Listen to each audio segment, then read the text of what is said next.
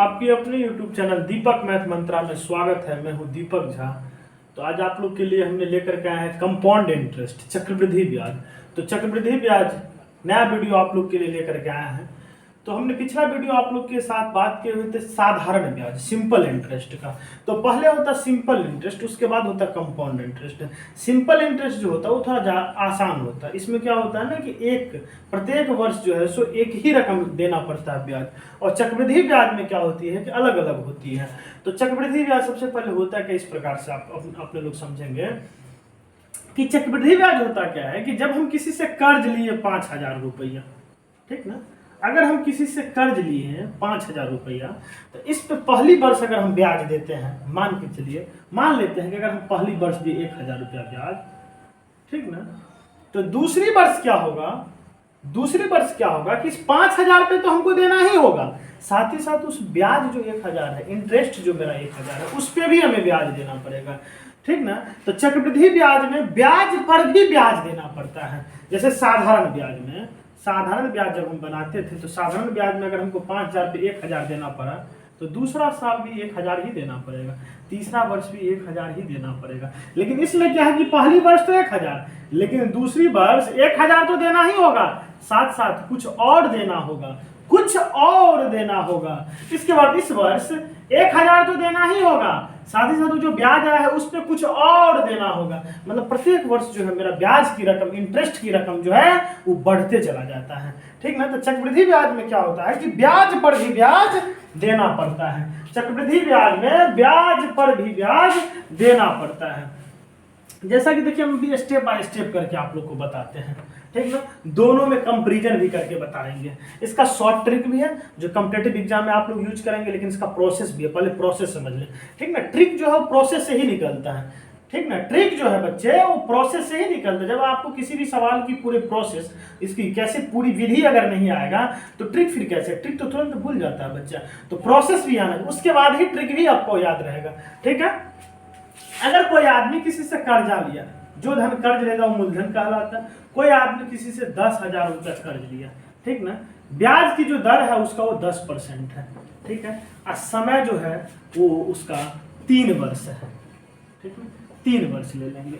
तो हम साधारण ब्याज और चक्रवृद्धि ब्याज में कंपैरिजन करके आपको दिखाते हैं। साधारण ब्याज और चक्रवृद्धि ब्याज, ठीक ना। साधारण ब्याज में क्या होता था, तो पहला वर्ष, ठीक ना, पहला वर्ष क्या करेंगे, तो हमने पहला वर्ष अगर हम ब्याज निकालते हैं तो पहला वर्ष ब्याज मेरा क्या होगा कि 10,000 रुपया है, 10,000 रुपया है, ठीक ना, मूलधन गुने दर और गुने समय बट्टा 100। तो पहला वर्ष हमने ब्याज निकाले तो मेरा ब्याज कितना आ गया, तो मेरा ब्याज जो आ गया वो मेरा ब्याज आ गया, हाँ, पहला वर्ष तो 1 साल का ही होगा, तो मेरा ब्याज जो हो गया वो 1,000 रुपया हो गया, ठीक ना। चलिए दूसरा वर्ष क्या होगा, दूसरा वर्ष भी मेरा उतना ही ब्याज होगा। दूसरा वर्ष भी ब्याज जो है वो 10,000 का, दूसरा वर्ष भी 1 साल के लिए, तो मेरा ब्याज कितना होगा, दूसरा वर्ष भी जो मेरा ब्याज होगा वो 1,000 ही होगा, ठीक है।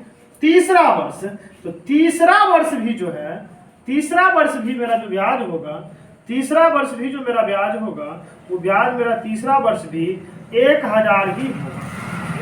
मतलब प्रत्येक वर्ष जो है मेरा ब्याज वो एकदम एक समान होगा, ठीक ना। इसीलिए इसका शॉर्ट ट्रिक जो निकाले हुए थे, एक साथ जो निकाले हुए थे, अब देखिए एक साथ कैसे होगा, तो एक साथ जो कुल ब्याज होगा वो कुल ब्याज क्या निकल जाएगा, तो मूलधन है 10,000 गुने दर और गुने समय बट्टा 100, तो 2 जीरो से 2 जीरो के मतलब 3,000 रुपया, ठीक ना, 3,000 रुपया निकला।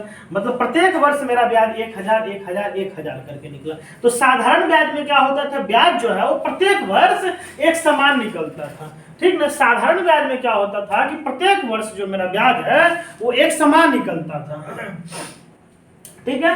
इसी प्रकार से हम क्या किए थे, उसका सूत्र था साधारण ब्याज का। तो साधारण ब्याज बराबर फॉर्मूला होता है मूलधन गुने समय गुने दर बट्टा 100। तो एक साथ ही निकाल लेते थे। वो तो हम आपको पूरा एक्सप्लेन करके बताएं कि वार्षिक पहला साल, दूसरा साल, तीसरा साल, साल बाई साल करके निकालें।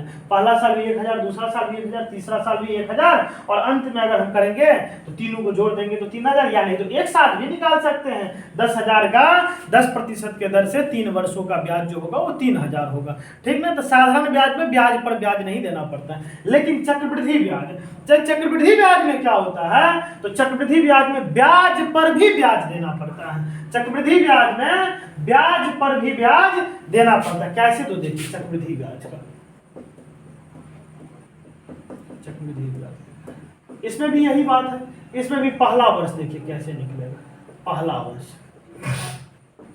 एक चीज ध्यान रखना आप लोग कि चक्रवृद्धि ब्याज में ब्याज पर भी ब्याज देना पड़ता है। चक्रवृद्धि ब्याज में ब्याज पर भी ब्याज देना पड़ता है। तो पहला वर्ष जो मेरा ब्याज होगा, वो पहला वर्ष मेरा ब्याज होगा वही 10,000 रुपया का 10%, पहला वर्ष 1 साल का।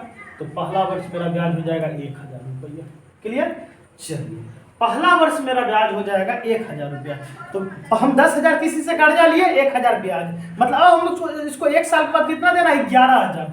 1 वर्ष के बाद हमें अब उसे 11,000 देना है। मतलब अगले वर्ष, जैसे इसमें क्या है कि प्रत्येक साल 10,000 10,000 10,000 पे ही निकाले हैं, ध्यान दीजिएगा आप लोग यहाँ। इसमें प्रत्येक वर्ष 10,000 10,000 10,000 10,000 पे निकालें, लेकिन इसमें क्या होगा कि ब्याज पर भी ब्याज देना पड़ेगा। मतलब अब हमको उसको कितना देना पड़ेगा, जो मेरा इसका मिश्रधन हो जाएगा, उम्मीद हम तो 10,000 का कर्जा लिए थे, 1,000 रुपया ब्याज हो गया, मतलब 11,000। मतलब अगले वर्ष हमको अब 11,000 पर देना होगा ब्याज। चक्रवृद्धि ब्याज में ब्याज पर भी ब्याज देना पड़ता है, इसीलिए अगले वर्ष में अब 11,000 रुपये ब्याज देना पड़ेगा। तो दूसरा वर्ष का ब्याज देखिए पूरा एकदम क्लियर करके आप लोग के लिए प्रोसेस बता रहे हैं, ठीक ना। दूसरा वर्ष जो है, दूसरा वर्ष का ब्याज देखिए क्या होगा। तो दूसरा वर्ष अब हमें 10,000 पे नहीं, बल्कि ब्याज पर भी ब्याज। 10,000 तो हमने कर्ज लिए थे और 1,000 रुपया मेरा ब्याज हो गया पहला वर्ष का, तो 11,000 पर अब हमको लगेगा। दूसरा वर्ष जो है वो हमें 11,000 पे लगेगा, मतलब 1,100 रुपया देना पड़ेगा। अब अगले वर्ष देखिए, अब 10,000 कर्जा लिए, पहला साल 1,000 हो गया ब्याज, तो अगला साल 11,000 पे दिए, अब फिर मेरा ब्याज 1,100 हो गया, मतलब अगला साल अब इसे 1,100 पे भी अब हमें ब्याज लगेगा, क्योंकि हमने ब्याज तो चुका नहीं ना रहे हैं जी, हमने तो ब्याज चुका नहीं रहे हैं, ठीक ना। हम मेरा मिश्रधन हो गया था 11,000, इसमें 1,100 रुपया और जोड़ देंगे तो 12,100, मतलब अगले बार अब हमें 12,100 पे ब्याज देना पड़ेगा, ठीक ना। यही दोनों में डिफरेंट है। अब आप लोग को हमको लगता है एकदम क्लियर समझ में आ जाता होगा, ठीक ना, कि कैसे इसमें ज्यादा हो जाता है। यही 3 वर्ष का निकालते हैं तो कम होता है, ये ज्यादा कैसे हो जाता है, क्योंकि इसमें क्या है कि फिक्स है 10,000 पे निकाले, 10,000 पे, इसमें मिश्रधन निकाले ही नहीं, 10,000 पे निकाल दिए, 10,000 पे निकाल दिए, 10,000 पे निकाले। लेकिन इसमें क्या है कि 10,000 में तो पहला बार निकाले, दूसरे बार क्या है कि जो ब्याज है उस पे भी निकाले, फिर अगला साल वो जो मेरा ब्याज है उस ब्याज पे भी निकालेंगे, मतलब अगले बार का जो मेरा ब्याज होगा वो 12,100 पे होगा 10% के दर से, ठीक है। 2 0 से 2 0 हो गया, मतलब 1,210 रुपया।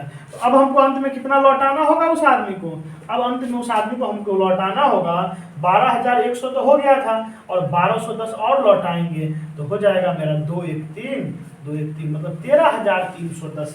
इसमें कितना लौटाते हैं, तो इसमें जो हम लौटाते हैं, इसमें तो मात्र हम लौटाते हैं कितना, 10,000 कर्जा लिए थे, 3,000 मेरा ब्याज हो गया, तो मतलब 13,000 ही लौटाते हैं। इसमें हमने 13,000 लौटाते हैं और इसमें हमने 13,310 लौटाएंगे। देखिए इसमें हम 13,000, इसमें 13,310, मतलब 310 रुपया हमें चक्रवृद्धि ब्याज में ज्यादा देना पड़ेगा। तो चक्रवृद्धि ब्याज क्या है कि अगर हम किसी से कर्ज लेते हैं तो चक्रवृद्धि ब्याज हम लोगों के लिए महंगा पड़ता है, अगर हम किसी को देंगे चक्रवृद्धि ब्याज पे तो हमको ज्यादा फायदा होगा। तो ये देखिए दोनों में हम डिफरेंट करके बता दिए हैं, देख रहे हैं ना, दोनों में क्या है डिफरेंट। आप लोग इसे ध्यान से देखिए और वीडियो को एक बार में नहीं समझ में आएगा तो बैक करके आप लोग पीछे से देखिए, और जब यहाँ तक आइएगा ना तो इसको स्क्रीनशॉट ले लीजिएगा कि देखिए दोनों में क्यों ऐसा फर्क होता है।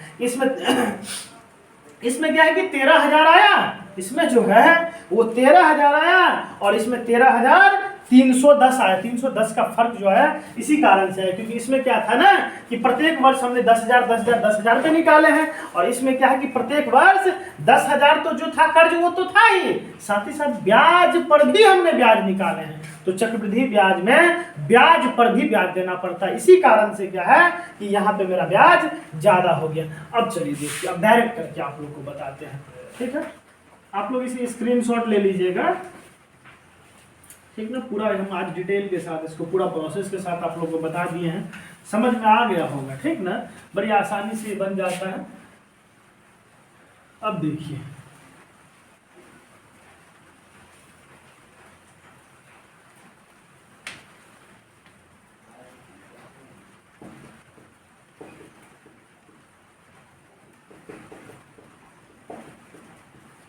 अब देखिए साधारण ब्याज का फॉर्मूला तो आपको पता है, ब्याज बराबर क्या होता है, मूलधन गुने दर और गुने समय बट्टा 100, ठीक है।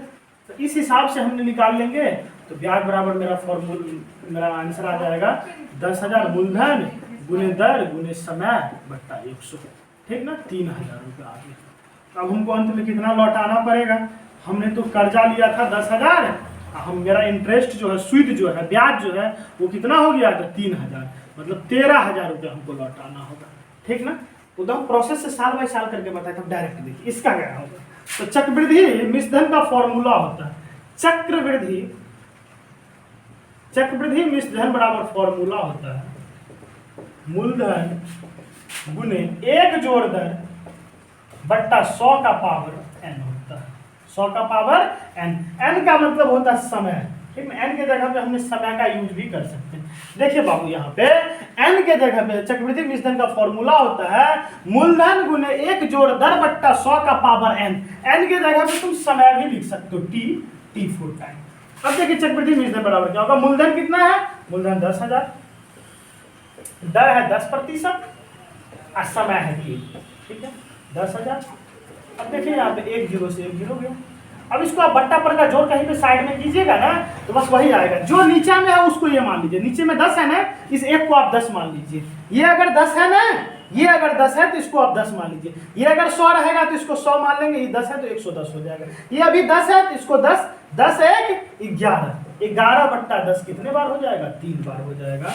तो 10,000 गुने 11 बट्टा 10 जो है वो 3 बार हो जाएगा। 11 बट्टा 10 3 बार, 1 0 से 1 0, 1 0 से 1 0, 1 0 से 1 0, 10 गुने 11 11 11 को गुना करेंगे तो 1331 होगा, और 1331 को इससे गुना कर देंगे तो 13,310 हो जाएगा, ठीक ना। आप लोग को समझ में आ गया। अब हाँ, इसमें अगर चक्रवृद्धि ब्याज निकालेंगे तो चक्रवृद्धि ब्याज बराबर फॉर्मूला हो जाएगा चक्रवृद्धि मिश्रधन। हम अब कितना लास्ट में लौटा रहे हैं, 13,310, कर्जा लिए थे कितना 10,000, मतलब क्या मेरा यहाँ पे हो गया 3,310 रुपया जो है मेरा चक्रवृद्धि ब्याज हो गया।